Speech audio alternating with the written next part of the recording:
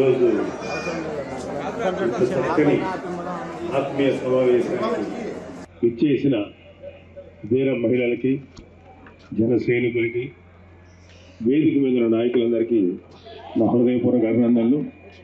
వేదిక మీద ఉన్న గుర్రాల శ్రీనివాసరావు గారు, రామదాస్ గారు, ఎలమంచిలి ఇన్ఛార్జ్ విజయ్ కుమార్ గారు, పెందుర్తి ఇన్ఛార్జ్ పంచకర్ల రమేష్ బాబు గారు, అండ్ ఉత్తరాంధ్ర రాజకీయ వ్యవహారాల ముఖ్య ప్రతినిధి శ్రీ వెంకట సతీష్ గారు, శ్రీనివాస్ గారు, చందు గారు, మీ అందరికీ హృదయపూర్వక అభినందనలు.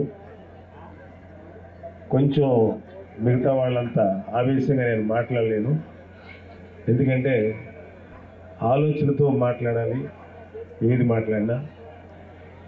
సో ఇక్కడ మనం ఒక హాఫ్ అన్ అవర్ నేను మాట్లాడి వెళ్ళిపోతాను. నేను ముఖ్యంగా ఈ ఏరియాకి వచ్చింది ఈ విశాఖ జిల్లా వైపు నేను పర్యటిస్తుంది. ఇక్కడున్న సమస్యల మీద మంచి అవగాహన తెచ్చుకోవాల్సిన అవసరం ఉంది. ఈ సమస్యల్ని మన జనసేనాని పవన్ కళ్యాణ్ గారి దృష్టికి తీసుకెళ్లాల్సిన అవసరం మరీ ఎక్కువ ఉంది. సో అందుకని కొంత అధ్యయనం చేయడానికి ఇటువైపు వచ్చాను.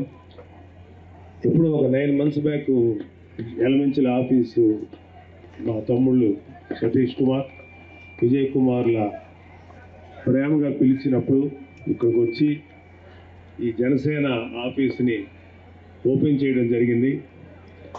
అప్పుడు చాలా ఆప్యాయత చూపించారు మన జన సైనికులు, వీర మహిళలు. మళ్ళీ ఆ తర్వాత ఇంత సింపుల్గా జరుగుతున్న మీ అందరి ఆప్యాయత, ఆదరణ చూసిన తర్వాత ఏంటో మన ఫ్యామిలీలోకి మనమే వచ్చిన ఫీలింగ్ తప్ప బయటకు వచ్చిన ఫీలింగ్ రాలేదు. Thank you very much, thank you.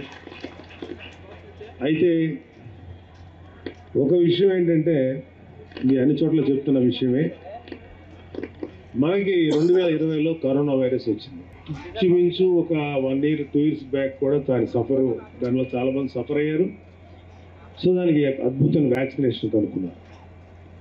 కానీ మనం ఎప్పుడు అనుకుంటామంటే కరోనా వైరస్, ఇట్లాంటి వైరస్ ఇలాంటివన్నీ కూడా మనుషులకే వస్తాయని అనుకుంటాం. కానీ ఒక్కొక్కసారి రాష్ట్రానికి కూడా కొన్ని వైరస్లు పడతాయి. అది 2019లో వైసీపీ వైరస్ అని పట్టుకోండి. పాపం దురదృష్టం ఏంటంటే జనాలు ఏరుకోరు తెచ్చుకున్నారు ఆ వైరస్. చాలా ప్రమాదకరమైన వైరస్. కరోనా వైరస్కి వ్యాక్సినేషన్ కనుక్కున్నారు. వైసీపీ వైరస్కి జనసేన టీడీపీ అనేది ఒక అద్భుతమైన వ్యాక్సినేషను.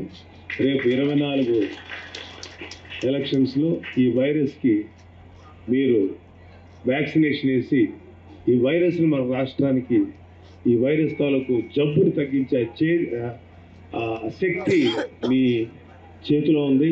దాన్ని గట్టిగా ఉపయోగించుకుందాం.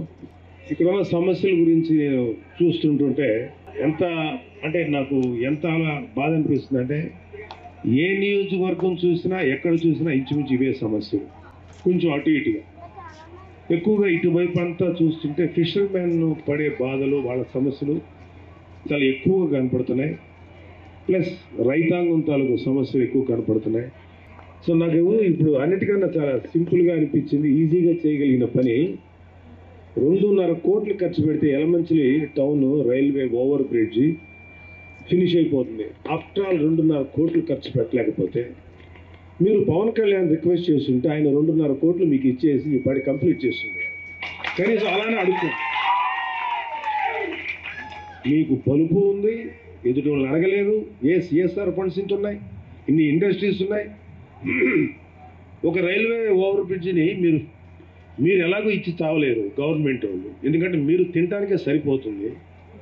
అరే ఇండస్ట్రీస్ని ఎవరినో ఒకరిని కనీసం ఒక ఇన్ఫ్లుయెన్స్ చేసో, లేకపోతే మీరు ఏదో విధంగా వాళ్ళని ఇన్ఫ్లుయెన్స్ చేసి 2.5 కోట్ల రూపాయలు బ్రిడ్జ్ చేయించలేరా?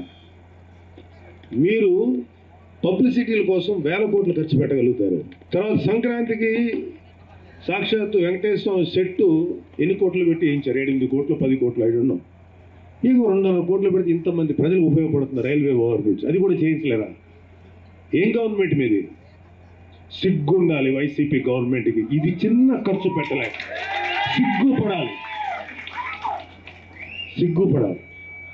అంటే చాలా చిన్న విషయం ఇది. 2.5 కోట్లు జోలెత్తి ప్రజల దగ్గరికి వెళ్ళి తలా 1 రూపాయి ఇమ్మనడినా మీ ఎలమంచిలి ప్రజలందరూ తలా 1 రూపాయి వేసిన ఈ పాటికి ఆ బ్రిడ్జి ఫినిష్ అవుతుంది. అడుక్కోండి ప్రజల దగ్గర, ప్రతి వాళ్ళు ఇస్తారు. అంటే ఇన్ని సమస్యల మధ్యలో అతి చిన్న సమస్య ఇది, దీన్ని పరిష్కరించలేనప్పుడు దిగిపోండి. ఇక్కడ సోకాళ్ళు ఎమ్మెల్యే అనే కన్నబాబు రాజు అనేటువంటి వ్యక్తి 24 అవర్స్ మత్తులో ఉంటూ జోదం ఆడుతూ ఇన్ని చేసే బదులు, ఈ జోదంలో కోట్ల రూపాయలు పోగొట్టిన బదులు ఒక 2.5 కోట్లు ఇచ్చి ఉండొచ్చు కదా. నువ్వు ఎందుకు ఇవ్వలేకపోయావు? మీరు ప్రశ్నించాలి. మీ చేతిలో ఉంది. మీరు ఎవరిని ఎన్నుకున్నారంటే ఆఖరికి మీ జీవితాలని నాశనం చేసేటువంటి ఒక గవర్నమెంట్ని మీరు ఎన్నుకొని మీరు బాధపడుతుంటే మీ బాధ చూసి మేము బాధపడటం తప్ప ఏమీ చేయలేని పరిస్థితి, అశక్తులు అయిపోయాం. చాలా సందర్భాల్లో పవన్ కళ్యాణ్ గారు చెప్పారు, నాకు ఒక్క ఎమ్మెల్యే సీట్ నన్ను గెలిపించున్నా మీకోసం అసెంబ్లీలో పోరాడేవాడు. 2 చోట్ల గాజువాకలో నిలబడ్డా, భీమవరం నిలబడ్డా, గెలిపించలేదు. అయినా సరే మేము పవన్ కళ్యాణ్ గారు, జనసేన మనందరం కూడా ఓపికగా వెయిట్ చేసాం. మళ్ళీ పోరాడతాం. ఇంకొక 25 సంవత్సరాలు పోరాడటానికి ఆయన సంసిద్ధుడుగా ఉన్నాడు. మిమ్మల్ని దించేదాకా పోరాడతాడు. ఎంతో అక్కర్లా రేపొద్దున 2024లో జనసేన టీడీపీ అలయన్స్తో మిమ్మల్ని గద్దె దించి కూర్చోపెట్టి మీకు తిరుగులేని విధంగా పాఠం చెప్తానికి, గుణపాఠం చెప్తానికి మేము సిద్ధంగా ఉన్నాం. ఈ స్టేజ్ మీద ప్రతి ఒక్కరు రెడీగా ఉన్నాం. ఎన్ఏఓబి వల్ల నష్టపోయినటువంటి ఫిషర్మెన్ జీవితాలు ఎందుకు మీరు కనీసం రిప్రజెంటేషన్ ఇచ్చి, భూములు కోల్పోయినా లేకపోతే సరైనటువంటి వాళ్ళ యొక్క ప్రొఫెషన్ ఫిషర్మెన్ ఇది కోల్పోయినా వాటి గురించి ఎందుకు కనీసం కదిపలేకపోతున్నారు? మేబీ ఇది ఈ విషయం కొంచెం కష్టమైతే అయి ఉండొచ్చు. అది ఎన్ఏఓబి పరిధిలో ఉంది, నేవల్కి సంబంధించి. నేవల్ వాళ్ళతో ఎందుకు మాట్లాడలేరు? ఇది సెంట్రల్ గవర్నమెంట్ దాకా ఎందుకు తీసుకెళ్లారు? అసలు స్టేట్ గవర్నమెంట్ ఏం చేస్తుంది? వాళ్ళు అలాగే ఎందుకు వదిలేశారు? ఫిషర్మెన్ కానీ లేకపోతే అన్ఎంప్లాయిడ్ రైతులు కానీ, దానివల్ల నష్టపోయిన రైతులు కూడా నష్టపోయారు కదండి దానివల్ల. మరి వాళ్ళందరికీ ఏం చేశారు మీరు? మత్స్యకారులు, రైతులు ముఖ్యంగా నష్టపోయారు. వాళ్ళకి ఏం చేశారు మీరు? రాష్ట్ర ప్రభుత్వం తరఫున వాళ్ళకి ఏమి చేశారు? ఒక్కసారి మిమ్మల్ని ప్రశ్నించుకోండి. మిమ్మల్ని అడుగుతుంటే మీరు సమాధానం చెప్పడం చేతకాక మా వ్యక్తిగత జీవితాల్లో మమ్మల్ని ఏదేదో అంటున్నారు. అరే సిగ్గుండాలి. మీరు అడిగిన దానికి సమాధానం చెప్పండి. మా వ్యక్తిగత జీవితాలు మీకేంటి? మీ వ్యక్తిగత జీవితాలు తొగితే అంతకన్నా దుర్మార్గమైన వ్యక్తిగతలు మా చేతిలో ఉన్నాయి. మీ గురించి ప్రతి విషయం తెలుసు, అవి మాకు అవసరం లేదు. దానివల్ల ఏమాత్రం ఒక చిన్న సమస్య, రైల్వే బ్రిడ్జి సమస్య పూర్తవుతే చెప్పండి, మీ వ్యక్తిగత జీవితాలు ఎత్తో మాకు తెలుసు అది వల్ల కాదని, దానివల్ల ఎటువంటి ఉపయోగం లేదని. మా వ్యక్తిగత జీవితాలతో మీకేంటి ఉపయోగం? ప్రజలకేంటి ఉపయోగం? పవన్ కళ్యాణ్ గారు ఏం చేసినా ధైర్యంగా చేసి ఒక మగాళ్ళ చేశాడు. సిగ్గుపడాలి మీరు అతను చూసి. అతను ఎప్పుడు ఏనాడు భయపడ, అతని జీవితం ఒక తెరిచిన పుస్తకం లాంటిది. అలాంటి గొప్ప నాయకుడు ఇవాళ మా జనసేనకి మాకు నాయకుడిగా ఉన్నాడు. ఖచ్చితంగా మీ అందరం మీకోసం పోరాడతాం. అంటే జస్ట్ శారదా నది, ఆ వాటరు నాకు కొంచెం డీటెయిల్గా స్టడీ చేయాల్సిన అవసరం ఉంది. దానివల్ల వరదలు వస్తున్నాయి, తద్వారా వరదలు కంట్రోల్ చేయలేదు. అలాగే దానివల్ల వచ్చేటువంటి ప్రాపర్ సాగునీరు, తాగునీరు దానివల్ల వస్తుంది, దాన్ని సరిగా ఇవ్వలేకపోతారు. ఇది ఉత్తరాంధ్ర ఉన్నంత బ్యూటిఫుల్ ఏరియా నాకు తెలిసినంత వరకు ఏపీ స్టేట్ మొత్తం మీద తీసుకుంటే చాలా గ్రీనరీ, అంటే అద్భుతమైన పచ్చదనం, ఫర్టైల్ ల్యాండ్స్, అంటే ఒక అద్భుతమైనటువంటి సారవంతమైన నేల ఇది. అద్భుతమైన పంటలు పండుతాయి, వ్యక్తుల జీవితాలు మారిపోతాయి, అనేక రకాల పంటలు పండించుకోవచ్చు, పండ్లు పండించుకోవచ్చు, అనేక రకాలుగా చేసుకోవచ్చు ఇక్కడ. అయినా ఇక్కడి నుంచి ఉత్తరాంధ్ర నుంచి ఇప్పటికీ ప్రతి వాళ్ళు మాట్లాడే మాట ఉత్తరాంధ్ర వెనుకబాటుదలం. ఇక్కడి నుంచి వలసలు వెళ్ళిపోతున్నారు. ఎన్ని చోట్లకైనా ఇదే మాట మాకు రిపోర్ట్ వస్తుంది. ప్రతి వాళ్ళు వాళ్ళ బాధలు మాకు చెప్తున్నారు. మేము బాధలు విని మాకు తల వాచిపోతుంది తప్ప మేము ఏం చేయగలుగుతాం? జనసేనని ఏమి చేయగలుగుతారు? ఒక్క సీట్ అన్నా మీరు ఇచ్చుంటే ఖచ్చితంగా ప్రశ్నించేవాళ్ళం. అయినా సరే రోడ్ల మీద పడి మేము అందరం ప్రశ్నిస్తున్నాం, ఫైట్ చేస్తున్నాం. మా జన సైనికులు మీరందరూ ఎవరైతే జనసేన సపోర్ట్ చేస్తారో మనందరం కానీ ప్రశ్నిస్తున్నాం. ఇప్పటికైనా మనం కళ్ళు తెరిచి ఈ వైసీపీ దుష్ట ప్రభుత్వాన్ని గద్దె దించి కూర్చోబెట్టకపోతే మనకి ఇంతకన్నా ఇంకా దుర్మార్గమైనటువంటి పరిస్థితులకు వెళ్ళిపోతాం. ప్లీజ్ ఇది దయచేసి మీరు అర్థం చేసుకో. ఎస్పెషల్లీ యూత్ ఉన్నారు ఇక్కడ. మీ లైఫ్లో ఏమాత్రమైనా బాగుపడుగా? ఈ 5 ఏళ్లలో మీ జీవితంలో ఎంత మంచి మార్పు వచ్చింది ఒక్కసారి ఆలోచించారా? 5 ఏళ్లకు ముందు మీ జీవితం ఎలా ఉంది, ఇప్పుడు ఎలా ఉందని చూసారా? ఆడవాళ్ళు ఉన్నారు ఇక్కడ, వీర మహిళలు ఉన్నారు, లేకపోతే కొంతమంది మహిళా మహిళలు ఉన్నారు. మీ లైఫ్లో ఏంటి గొప్ప మార్పు వచ్చింది 5 ఏళ్లలో? కనీసం ఒక 5 ఏళ్ళలో మంచి మార్పు రాకపోగా 5 ఏళ్ల క్రితం మీకున్న జీవన స్థితి కన్నా ఇప్పటికి ఏమైనా మెరుగుపడిందంటే ఇంకా అధ్వానంగా తయారైంది. ఇలాంటి పరిస్థితులు ఏర్పడటానికి నిజంగా చెప్పాలంటే నేను వైసీపీ వాళ్ళని అనలేను. ఇది మన ప్రజల్ని నెత్తి మీద తెచ్చిపెట్టుకుని కూర్చున్నారు. ఒక భస్మాసురుడు లాంటి వ్యక్తి నెత్తి మీద తెచ్చిపెట్టి కూర్చున్నారు. ఖచ్చితంగా దీనికి ఒక సొల్యూషన్ దొరుకుతుంది. రేపు వచ్చేదిగా 2024లోనే వస్తుంది. 24 ఎలక్షన్కి అదే సొల్యూషన్ దొరుకుతుంది మనకి. మీరేమి వర్రీ అవ్వకండి. అదేవిధంగా ఈ బ్రాండెక్స్లో 60,000 పోస్టులు ప్రామిస్ చేసి కేవలం 22,000 పోస్టులు ఇచ్చి ఏంటంటో సొల్లు కారణాలు చెప్తున్నారు. ఖచ్చితంగా జనసేన వచ్చిన తర్వాత ఈ విషయం ఒకటి తీసుకుంటాం. అలాగే ఎస్సీ జెడ్లకు సంబంధించిన రోడ్స్ ఇప్పుడు కాదు, లాస్ట్ టైం వచ్చినప్పుడే మన విజయ్ చెప్పారు. ఆ రోడ్ల మీద ఎవరో కుర్రోడు చచ్చిపోయి తన అడ్డంగా కూర్చొని ఆ కుర్రోడికి ఒక సొల్యూషన్ ఏర్పాటు పాపం పోయిన ఆ బిడ్డకి ఏదో చేశాడు, వాళ్ళకి పరిహారం ఇప్పించగలిగాడు. కానీ బిడ్డ ప్రాణాలు తీసుకురాలేకపోయాడు. మీరు నిర్లక్ష్యం చేసిన రోడ్ల మీద ప్రయాణించడం వల్ల ఆ వాహనాలు యాక్సిడెంట్ గురై ఎంతోమంది చచ్చిపోయారు. ఇందాక మన సతీష్ గారు అన్నారు, మేము 5 మందికి 6 మందికి ఇవ్వగలుగుతున్నామంటే అది బాధపడాలా, పోనీ కనీసం ఆ కుటుంబాలకి చిన్న ఊరట కలిగజేస్తామో సంతోషం వల్ల అర్థం కాని పరిస్థితి. అంటే మీ లైఫ్ యొక్క విలువ మేమైతే మిమ్మల్ని ఓటర్స్గా ఇప్పుడు చూడటం లేదు, మనుషులుగా చూస్తున్నాం. మిమ్మల్ని మనుషులుగా చూస్తున్నాం. వీళ్ళందరూ ఈ వైసీపీ వాళ్ళందరూ ఇక్కడ ఈ మండలంలో ఎన్ని ఓట్లు ఉన్నాయి, ఈ మండలంలో ఏ కులం ఓట్లు ఉన్నాయి, ఇక్కడ ఎస్సీ ఓట్లు అని ఉన్నాయి, ఇక్కడ బీసీ ఓట్లు. ఒరే ఎస్సీలు బీసీలు కదరా, ఫస్ట్ మనుషులుగా గుర్తించండి.